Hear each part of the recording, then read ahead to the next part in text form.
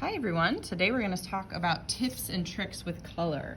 Hopefully at this point you guys have placed your line drawing on your final paper and started to make some decisions about how and where you want to apply color.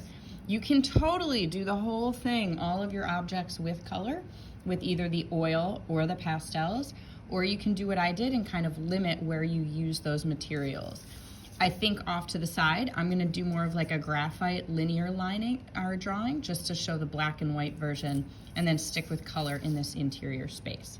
So some general tips. I'm using chalk, so I'm gonna use chalk for my demonstration, but the same things apply with oil. So let's say I'm focusing on this blue paper. You might be able to tell that I've used some lighter blue and some darker blue. I've also started to kind of show where the shadow is here. So you wanna be thinking of the multiple colors that you see. Even if you are changing the color of, let's say, the paper, there are places where the value of it will be darker and lighter. So the easiest way to change color, depending on the lighting, is to add white or black. So if I see more light shining here, I can go with maybe the side of my chalk or the end of my oil, add some more white to the surface, and then blend it in so that I get a little bit of a lighter area. In the same way, I can do the same with darkness.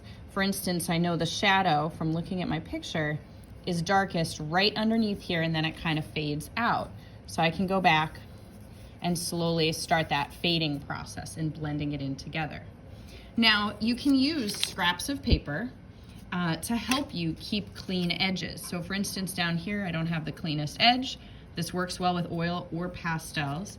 So I can go back with the color that I'm using, hold it down tightly. Once again, chalk, you can use the side or you can use the end. But the big thing is when I go to blend, either with my finger or a blending stump, a tortillon, I can get really crisp edges right up against that paper. So then when I pull it back, I get a nice, clean, crisp line. Let's say I have a smeared line already.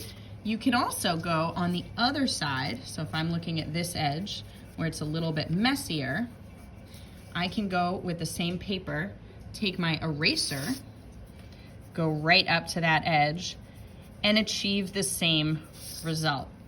Beautiful, just gorgeous. So with something like this, you really want to avoid black or dark outlines because it flattens your object. So if we look at my white pumpkin, which is solidly white, right now, I've started to put some browns and some blacks where there's shadowing. So I noticed some shadowing at the top, some shadowing underneath, and shadowing in that groove. If I go back and put a really dark black outline, it stops making it look like it's 3D and instead flattens it like it's a cartoon. So it's fine to use black or brown and kind of create that shadowing, but I want to work on blending it in a little more. So this is the beauty of something like chalk or oil too. By layering more colors, you can get it to be a softer finish on it. Okay. So basic things, keep in mind the eraser is an excellent tool to kind of help you with some of these details. Don't be afraid to layer colors, right? This is a white pumpkin, but I noticed there are some warmer tones in it, some browns. So the more of that I kind of incorporate, the more realism it'll get.